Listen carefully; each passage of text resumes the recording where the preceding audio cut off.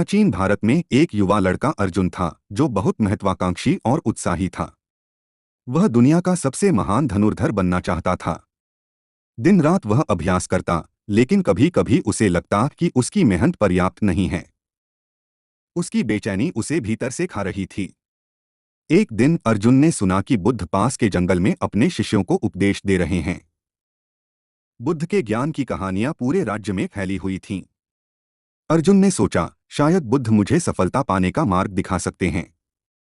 अगले दिन सूरज उगने से पहले अर्जुन बुद्ध के आश्रम पहुंचा। बुद्ध एक पेड़ के नीचे ध्यानमग्न थे।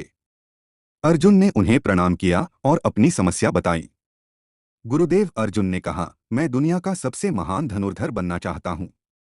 मैं दिन रात मेहनत करता हूं, लेकिन मुझे लगता है कि मैं अपने लक्ष्य से अभी भी बहुत दूर हूं।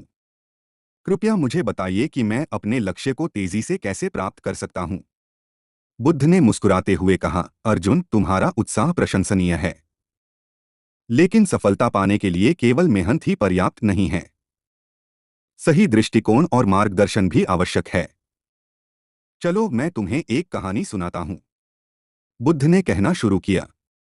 बहुत समय पहले एक कछुआ जंगल के किनारे एक नदी में रहता था। एक दिन उसने नदी के दूसरी ओर एक अद्भुत फल देखा। वह फल इतना चमकदार और मीठा लग रहा था कि कछुआ उसे पाने के लिए बेचैन हो गया। कछुआ सोचने लगा, मैं नदी पार कैसे करूं?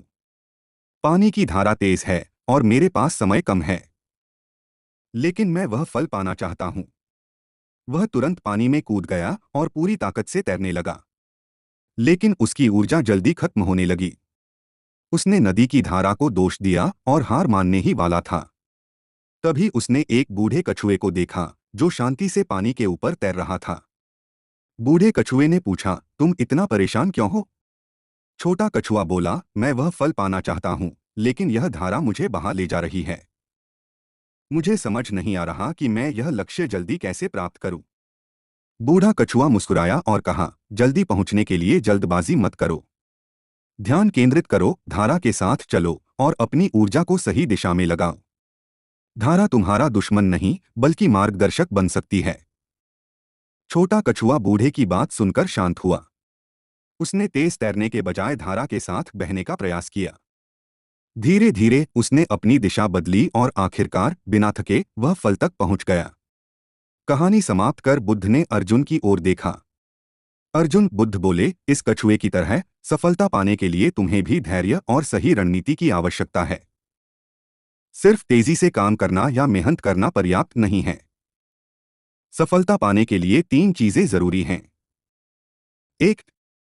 सही दिशा सुनिश्चित करो कि तुम्हारी मेहनत सही मार्ग पर हो। अगर तुम गलत दिशा में दौड़ रहे हो तो मंजिल से दूर होते जाओगे। 2. धैर्य, किसी भी बड़े लक्ष्य को प्राप्त करने में समय लगता है। जल्दबाजी से काम बिगड़ सकता है। 3. मनोवृत्ति, अपनी ऊर्जा और ध्यान को संतुलित करो। जोश के साथ विवेक का मेल जरूरी है।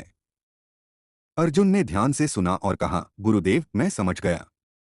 मुझे अपने लक्ष्य पर ध्यान केंद्रित रखना है, लेकिन जल्दबाजी में अपनी ऊर्जा बर्बाद नहीं करनी। मैं अब धैर्य और सही दिशा से अपने सपने को पूरा करूंगा। बुद्ध ने मुस्कुराते हुए कहा, याद रखो, नदी पार करने के लिए धारा को समझना जरूरी है। जीवन में लक्ष्य तक पहुंचने के लिए खुद को समझना और सही मार्गदर्शन लेना जरूरी है। अर्जुन ने बुद्ध की शिक्षाओं को अपने जीवन में उतारा।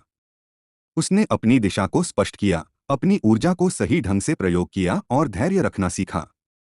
कुछ ही वर्षों में वह महान धनुर्धर बन गया, लेकिन इस बार उसकी सफलता के साथ शांति भी थी।